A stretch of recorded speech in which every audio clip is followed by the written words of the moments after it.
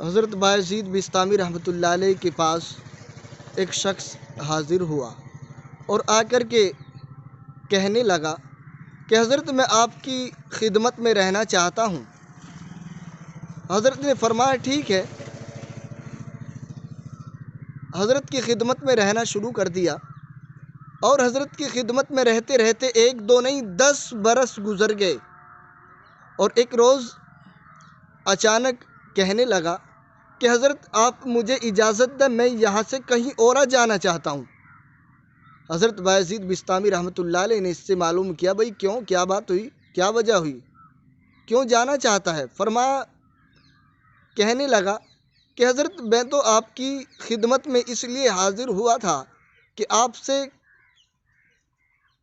آپ کی کوئی کرامت دیکھوں، کوئی آپ سے کرامت ظاہر ہو، لیکن 10 برس مجھ کو گزر گئے آپ کی خدمت میں رہتے رہتے، میں نے تو آج تک کوئی کرامت جو آپ سے ظاہر ہوئی ہو وہ دیکھی نہیں۔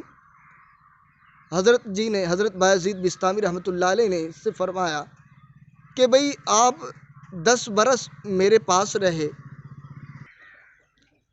آپ نے میرے طور طریقے کو دیکھا، چال چلن کو دیکھا، رہن و سہن کو دیکھا، یہاں تک کہ آپ مجھ سے اچھی طرح سے میرے مزاج سے واقف ہو گئے، میرے طور طریقہ سے واقف ہو گئے، لیکن آپ مجھے بتلائیں کہ آپ نے کوئی کام مجھ کو اس 10 برس کی زندگی میں جو آپ کی میرے ساتھ میرے پاس رہ کر کے گزری ہے، کوئی کام خلاف سنت بھی کرتے ہوئے دیکھا؟ فرمائے کہ جی نہیں۔ فرمائے کہ آپ ایک بات بتلائیں، اس 10 برس کے اندر میں نے سب کام سنت کے دائرے میں رہ کر کے کیا؟ فرمائے کہ جی ہاں۔ فرمایا حضرت نے کہ کیا یہ کوئی کرامت سے کم ہے؟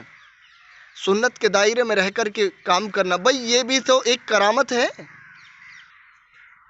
فرمائے کہ الاستقامت فوق الکرامہ، بھئی سنت کے دائرے میں رہ کر کے کام کو کرنا یہ بھی کرامت ہے، یہ تو سب سے بڑی کرامت ہے۔ اللہ رب العزت ہم سب کو سنت کے دائرے میں رہ کر کے اپنی زندگی کو بسر کرنے کی توفیق عطا فرمائے، اور ان حضرات کے طریقہ کار کے مطابق ہم سب کو عمل کرنے کی توفیق عطا فرمائے۔